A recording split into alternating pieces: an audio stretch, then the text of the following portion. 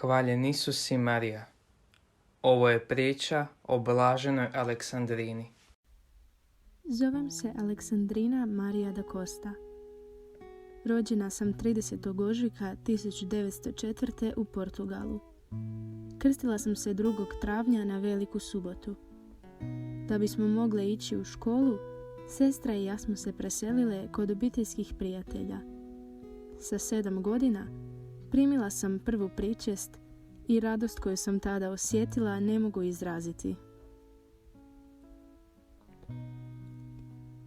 Jednog dana, dok sam sa svojom sestrom i prijateljicom marljivo šivala, primijetile smo 3 muškarca kako se približavaju našoj kući.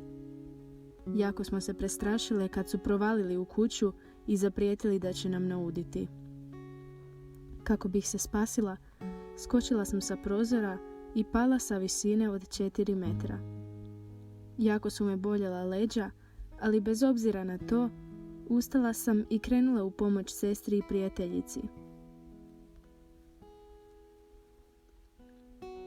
S vremenom su moji bolovi postajali sve jači. Zbog tih bolova imala sam trenutke obeshrabrenja, ali nikad očaja. Počela sam sve češće zvati prijateljice k sebi na druženje kako bih skrenula pozornost sa boli koju sam osjećala, ali postupno sam počela osjećati sve veću čežnju za molitvom. Htjela sam se potpuno sjediniti s Isusom. Moj duhovnik zvao se Mariano Pinho. Puno je molio za mene kao i ja za njega. Sve svoje patnje sam otkrivala samo njemu. U pismima razgovarali smo o boli koju sam proživljavala i koliko sam žarko željela da se grešnici spase. 1933. dopušteno je da se u mojoj sobici slave svete mise. Budući da na njih nisam mogla ići, to je za mene bila velika milost. Tada mi se Isus počeo obraćati i ja sam ga žarko molila da mi da ljubav od koje ću izgarati. Isus mi je govorio: "Kćeri moja, uvijek sam s tobom. Kada bi znala koliko te volim, umrla bi od radosti." Uistinu sam htjela ljubiti čistom ljubavlju. 6. svibnja 1955. vidjela sam bezgrešno srce moje majke Marije i Isusovo srce. Rekla sam Isusu da svoje bolove želim prikazivati za spas svijeta u kojem su vladali ratni nemiri. Htjela sam da se svijet spasi. Tada me nazvao svojim ljiljanom anđeoskog mirisa. Bilo mi je jako loše i što god da sam pojela, izazvalo bi mi mučninu. Zbog toga mi se svećenik bojao dati posvećenu hostiju, ali kada mi ju je dao, meni uopće nije bilo muka. Od tada me svaki dan pričešćivao bez oklijevanja. Šepavcu, tako smo zvala đavla, se nije svidjelo što sam toliko ljubila Isusa i što je Isus bio moj najbolji prijatelj. Ali bez obzira na to, ja sam sve hrabro podnosila, sve kako bi se grešnici spasili. Budući da nisam mogla ništa jesti, započinje moj post koji je trajao točno 13 godina i 7 mjeseci.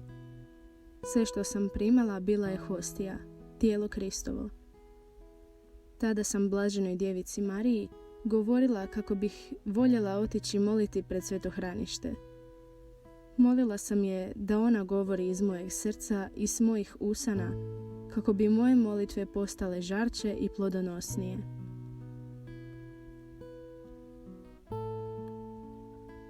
Mnogi liječnici su me dolazili provjeravati i ispitivati moje stanje jer im je bilo neobično. Ljudi su često mislili da to sve radim zbog slave, no slava me uopće nije zanimala. Jednoga dana 2 su me liječnika upitala bih li ponekad voljela da mi Gospodin malo smanji patnje, a ja sam im odgovorila da mnogo trpim, ali da sve to činim Isusu za ljubav i za obraćenje grešnika. Moja najveća želja bila je nebo. 1944. godine upisala sam se u pobožno udruženje salezijanaca suradnika. Željela sam svoju diplomu suradnice uvijek imati pred očima kako bih surađivala sa salezijancima za spas duša. Osobito mladih. Molila sam da i drugi suradnici po svijetu žarko mole. 1955. došlo je vrijeme da se preselim Isusu u nebo.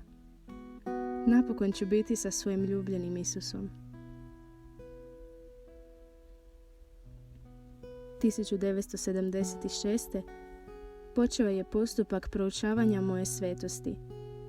Papa Ivan Pavao II. Proglasio me blaženom 25. travnja 2004.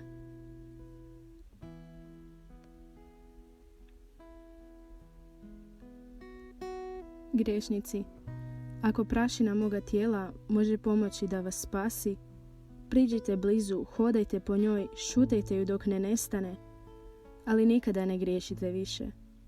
Ne vrijeđajte Isusa više.